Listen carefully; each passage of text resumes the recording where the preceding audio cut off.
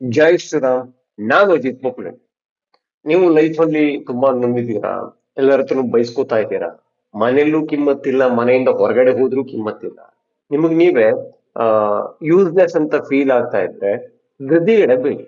ಇಬ್ಬರನ್ನ ನೆನ್ಪು ಮಾಡ್ಕೊಳ್ಳಿ. ಒಬ್ರು ರಾಹುಲ್ ಗಾಂಧಿ, ಅದನ್ನ ಬಿಟ್ರೆ ಎಐಸಿಸಿ ಅಧ್ಯಕ್ಷರಾಗಿರುವಂತಹ ಮಲ್ಲಿಕಾರ್ಜುನ ಖರ್ಗೆ ಅವರನ್ನ. ಅಂದ್ರೆ ಆ ಮುಂಚೆ ಮನಮೋಹನ್ ಸಿಂಗ್ ಅವರು ಇದ್ರಲ್ಲ, ಏನು ನರೇಂದ್ರ ಮೋದಿ ಅವರು ಈಗ ಮೂರನೇ ಟರ್ಮ್ ಅಲ್ಲಿ ಇದ್ದಾರೆ. ಅವ್ರು ಬರೋಕ್ಕಿಂತ ಮುಂಚೆ ಮನಮೋಹನ್ ಸಿಂಗ್ ಅವರು ಇದ್ರಲ್ಲ, ಅದೇ ಒಂದು ಮಾಡೆಲ್ ಅನ್ನ ಕಷ್ಟಪಟ್ಟು ಅಮ್ಮ ಮಗ ಏನ್ ಮಾಡಿದ್ದಾರೆ, ನಮ್ಮ ಕರ್ನಾಟಕದಿಂದ ಹುಡುಕಿಕೊಂಡು ಆರಿಸಿಕೊಂಡು ಹಾರಿಸಿಕೊಂಡು ಹೋಗಿ ಡೆಲ್ಲಿಯಲ್ಲಿ ಕೂರಿಸಿ, ಇವತ್ತಿಂದ ನೀವು ಎಐಸಿಸಿ ಅಧ್ಯಕ್ಷರು ಅಂತ ಅವರಿಗೊಂದು ಪಟ್ಟವನ್ನ ಕಟ್ಟಿ ಕೂರಿಸಿದ್ದಾರೆ. ಆದ್ರೆ ನಿರ್ಧಾರಗಳನ್ನ ತಗೊಳ್ಳೋದಕ್ಕೆ ಅವ್ರ ಹತ್ರ ಆಗುತ್ತಾ? ಖಂಡಿತ ಇಲ್ಲ. ಈ ನಾಳೆ ದಿವಸ ಅವರ ಬಾಸ್ ಇದ್ದಾರಲ್ಲ, ರಾಹುಲ್ ಗಾಂಧಿ ಅವರು ಒಂದು ಪ್ರಶ್ನೆಯನ್ನ ಕೇಳ್ಬೋದು. ಅಲ್ರಿ ಖರ್ಗೆ ಅವರ, ಇಷ್ಟು ವರ್ಷ ನಿಮ್ಮನ್ನ ಎಐಸಿಸಿ ಅಧ್ಯಕ್ಷರನ್ನಾಗಿ ಮಾಡಿದೀವಲ್ಲ, ನೀವು ಏನ್ ಪಕ್ಷಕ್ಕೆ ಏನ್ ಕೊಡುಗೆ ಕೊಟ್ಟಿದ್ದೀರಾ ಅಂತ ಒಂದು ಏನಾದ್ರೂ ಪ್ರಶ್ನೆಯನ್ನ ಕೇಳಿದ್ರೆ ಇವರಿಗೊಂದು ಉತ್ತರ ಬೇಕಲ್ಲ. ಹಾಗಾಗಿ ಒಂದು ಕೆಲಸವನ್ನ ಮಾಡೋಕೆ ಮಲ್ಲಿಕಾರ್ಜುನ ಖರ್ಗೆ ಅವರು ರೆಡಿ ಆದಂಗೆ ಕಾಣ್ತಾ ಇದೆ. ಸಾಮಾನ್ಯವಾಗಿ ಈಗ ರಾಜಕೀಯದಲ್ಲಿ ಮಾತುಕತೆ ಹೇಗಿರುತ್ತೆ?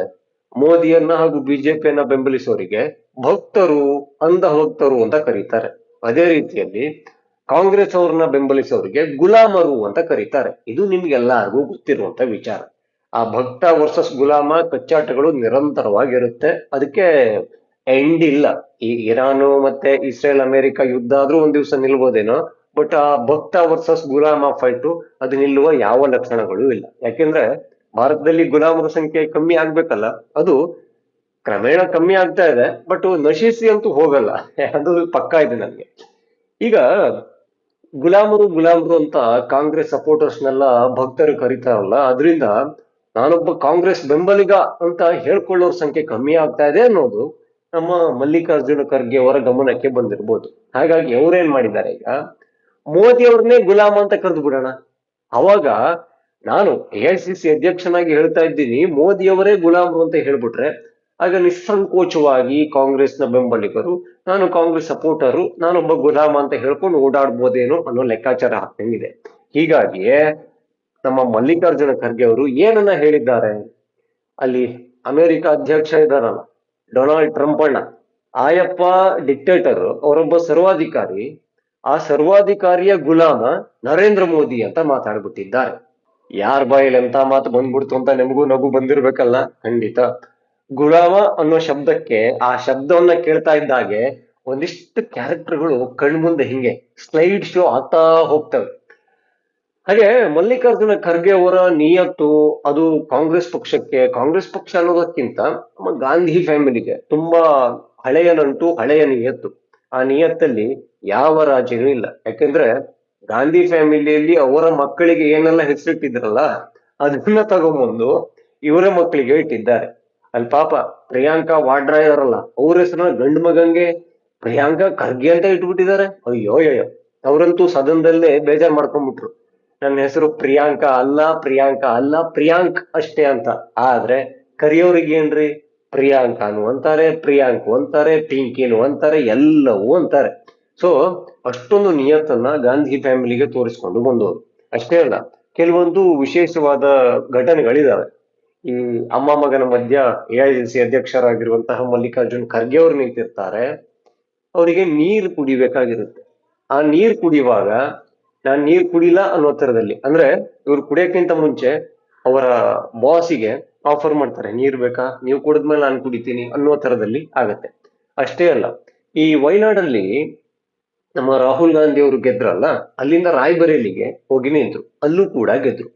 ಎರಡು ಕಡೆ MP ಆಗಿ ಆಗೋದಿಲ್ಲ. ಹಾಗಾಗಿ ಒಂದು ಕಡೆ ರಾಜೀನಾಮೆಯನ್ನ ಕೊಡ್ಬೇಕಾಗುತ್ತೆ. ಹಾಗಾಗಿ ಈ ಪೊಲಿಟಿಕಲ್ ಪುನರ್ಜನ್ಮ ಅಂತಾರಲ್ಲ, ಅದನ್ನ ಕೊಟ್ಟಂತಹ ವಯನಾಡಿಗೆ ಅವರು ರಾಜೀನಾಮೆಯನ್ನ ಕೊಟ್ರು. ಅದಾದ್ಮೇಲೆ ಇಲೆಕ್ಷನ್ ಆಗ್ಲೇಬೇಕು, ಬೈ ಇಲೆಕ್ಷನ್ ನಡಿಲೇಬೇಕು. ಸೊ ಯಾರಿಗೆ ಟಿಕೆಟ್ ಕೊಡೋದು? ಪಕ್ಷದ ನಿಷ್ಠಾವಂತ ಸಾಮಾನ್ಯ ಕಾರ್ಯಕರ್ತೆ ಪ್ರಿಯಾಂಕಾ ವಾಡ್ರಾ ಅವ್ರು ಇದ್ರಲ್ಲ, ಅವ್ರನ್ನ ವಯನಾಡಿಗೆ ನಿಲ್ಸೋದು ಗೆಲ್ಸೋದು ಅಂತ ಆಯ್ತು. ಅಲ್ಲಿ ನಾಮಪತ್ರ ಒಂದು ಕೊಡ್ಬೇಕಾಗತ್ತೆ. ಆ ನಾಮಪತ್ರವನ್ನ ಕೊಡುವಾಗ ಎಐಸಿಸಿ ಅಧ್ಯಕ್ಷರನ್ನ ಆ ನಾಮಪತ್ರ ಸಲ್ಲಿಸುವ ಒಂದು ರೂಮ್ ಇರುತ್ತಲ್ಲ, ಅಲ್ಲಿ ಗೇಟ್ ಕೀಪರ್ ಆಗಿ ನಿಂತ್ಕೊಂಡಿದ್ರು. ಅಂದ್ರೆ ಈಗ ಕರಿಬೋದೇನೋ ಆಗ ಕರಿಬೋದೇನೋ ಅಂತ. ಒಳಗಡೆ ನೇರವಾಗಿ ಪಕ್ಷಕ್ಕೆ ಸಂಬಂಧ ಪಡದೇ ಇರುವಂತಹ ಗಾಂಧಿ ಫ್ಯಾಮಿಲಿ ಅಂದ್ರೆ ರಾಹುಲ್ ಗಾಂಧಿ ಭಾವನ ಮಕ್ಕಳು ಅಂತವೆಲ್ಲ ಕೂತಿದ್ರು ಬಿಟ್ರೆ, ನಮ್ಮ AICC ಅಧ್ಯಕ್ಷರು ಅಂದ್ರೆ ಅವರು ಕಾಂಗ್ರೆಸ್ಸಿನ ಪವರ್ ಸೆಂಟರ್ ಆಗಿರ್ಬೇಕು. ಈ ರಾಹುಲ್ ಗಾಂಧಿ ಅವ್ರಿಗಿಂತ ಜಾಸ್ತಿ ಪವರ್ ಅವ್ರಿಗಿರ್ಬೇಕು. ಆದ್ರೆ ಅವರು ಒಂದು ಗಾಜಿನ ಡೋರ್ ಹಿಂದ್ಗಡೆ ಈ ಕರಿಬಹುದು ಆ ಕರಿಬಹುದು ಅಂತ ಅವ್ರು ಬರದಿರೋ ತರ ಒಬ್ರು ನಿಂತಿದ್ದ. ಅದು ಇಮಿಡಿಯೇಟ್ ಆಗಿ ನ್ಯಾಷನಲ್ ನ್ಯೂಸ್ ಆಯ್ತು, ಎಲ್ಲಾ ಕಡೆ ಚರ್ಚೆ ಆಯ್ತು. ಅದು ರಾಹುಲ್ ಗಾಂಧಿ ಅವರ ಕಿವಿಗೂ ಬಿತ್ತು. ತಕ್ಷಣ ಆಮೇಲೆ ಮಲ್ಲಿಕಾರ್ಜುನ ಖರ್ಗೆ ಅವರನ್ನ ಒಳಗಡೆ ಕರೆದ್ರು. ಸೊ ಇವ್ರು ಈಗ ಹೇಳ್ತಾರೆ ಮೋದಿ ಟ್ರಂಪ್ನ ಗುಲಾಮ ಅಂತ.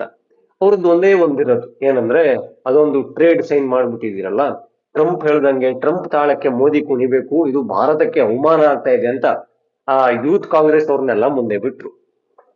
ಟ್ರಂಪ್ ಏನೋ ಹೇಳಿದ್ರಂತೆ ರಷ್ಯಾದಿಂದ ನೀವು ಆಯಿಲ್ ಖರೀದಿ ಮಾಡಂಗಿಲ್ಲ ಅಂತ ಅವರು ಭಯಂಕರ ದೊಡ್ಡ ತಾಕೀತನ್ನ ಮಾಡಿದ್ರಂತೆ. ಅದಕ್ಕೋಸ್ಕರ ಮೋದಿ ಸರೆಂಡರ್ ಆಗ್ಬಿಟ್ರಂತೆ. ಆದ್ರೆ ಅವರು ಒಂದು ವಾಸ್ತವವನ್ನ ಮರೀತಾರೆ.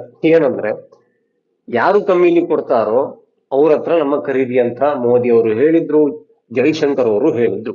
ಈಗ ಅವರದೇ ಲೆಕ್ಕದಲ್ಲಿ ಹೋಗೋದಾದ್ರೆ ಈಗ ಟ್ರಂಪ್ ಅವರು ಧಮಕಿ ಹಾಕಿ ಎಲ್ಲ ಸ್ಟಾಪ್ ಮಾಡಿಬಿಟ್ಟಿದಾರಲ್ಲ, ಹಾಗಾದ್ರೆ ಭಾರತಕ್ಕೆ ತೈಲ ಎಲ್ಲಿಂದ ಬರ್ತಾ ಇದೆ? ನನ್ನ ಬೈಕಿಗೋ ನಿಮ್ಮ ಕಾರಿಗೋ ಪೆಟ್ರೋಲ್ ಡೀಸೆಲ್ ಎಲ್ಲಿಂದ ಬೀಳ್ತಾ ಇದೆ? ಯಾಕೆ ರೇಟ್ ಅಲ್ಲಿ ವ್ಯತ್ಯಾಸಗಳಾಗಿಲ್ಲ? ಯಾಕೆ ಸಾರ್ ಇವತ್ತು ಸ್ಟಾಕ್ ಇಲ್ಲ ಸಾರ್ ಇನ್ನೊಂದ್ 2 ದಿವಸ ಆಗ್ಬೋದು ಅಂತ ಯಾವುದೇ ಪೆಟ್ರೋಲ್ ಬಂಕ್ ಅವರು ಹೇಳ್ತಾ ಇಲ್ಲ. ಈಗ ಮತ್ತೆ ಮೊನ್ನೆ ಏನೋ ಹೇಳಿದಾರಂತೆ 30 ದಿವಸ ಟೈಮ್ ಕೊಡ್ತೀನಿ ಭಾರತಕ್ಕೆ, ನೀವು ಆಯಿಲ್ ಖರೀದಿ ಎಲ್ಲ ಮಾಡ್ಕೊಳ್ಳಿ ಅಂತ ಟ್ರಂಪ್ ಹೇಳಿದಾರಂತ. ಅದನ್ನು ಕೂಡ ದೊಡ್ಡದಾಗಿ ಮಾಡಕ್ಕೆ ನೋಡ್ತಿದ್ದಾರೆ. ಅದಕ್ಕೋಸ್ಕರ ನನಗೆ ಹೇಳೋದು, ಗುಲಾಮರು ಯಾರು ಅಂತ ನೀವು ಅರ್ಥ ಮಾಡ್ಕೊಳ್ಬೇಕು. ಗುಲಾಮರ ಮನಸ್ಥಿತಿ ಹೇಗಿದೆ ಅಂತ ನಮಗ ಅರ್ಥ ಆಗಿದೆ. ಆ ಮನಸ್ಥಿತಿಯನ್ನ, ಆ ವರ್ತನೆಯನ್ನ ದಿನಂಪ್ರತಿ ಕಾಣ್ತಾ ಇದ್ದೀವಿ. ಅವರು ಬಂದು ಹೇಳ್ತಾರೆ ಮೋದಿ ಡೊನಾಲ್ಡ್ ಟ್ರಂಪ್ನ ಗುಲಾಮ ಅಂತ. ಇನ್ನೂ ಒಂದ್ ದೊಡ್ಡ ಕಾಮಿಡಿ ಕೇಳಿ.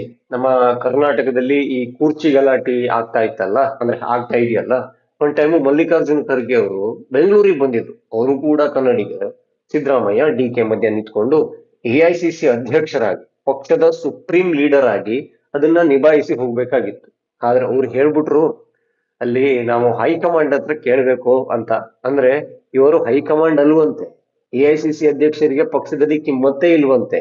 ಆ ಅರ್ಥ ಬರೋ ತರ ಅಸಹಾಯಕತೆಯನ್ನ ಹೊರಗೆ ಹಾಕ್ತಾರಲ್ಲ, ಇವರು ಈಗ ಬಂದು ಹೇಳ್ತಾರೆ ಅಮೆರಿಕಾದ ಅಧ್ಯಕ್ಷ ಸರ್ವಾಧಿಕಾರಿ, ಆ ಸರ್ವಾಧಿಕಾರಿಯ ಗುಲಾಮ ನರೇಂದ್ರ ಮೋದಿ ಅಂತ.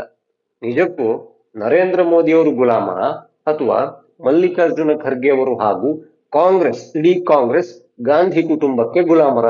ಇದನ್ನ ನೀವು ಹೇಳ್ಬೇಕಾಗುತ್ತೆ. ಇನ್ನು ಯಾರೆಲ್ಲ ನನ್ನ ಚಾನಲ್ ಅನ್ನ ಸಬ್ಸ್ಕ್ರೈಬ್ ಮಾಡಿಲ್ವೋ ಈ ಕೂಡಲೇ ಮಾಡಿ. ಹಾಗೆ ಎಲ್ಲ ವಿಡಿಯೋಗಳಿಗಾಗಿ ಬೆಲ್ ಐಕಾನ್ ಅನ್ನ ಒತ್ತಿ. ಜೈ ಶ್ರೀರಾಮ್.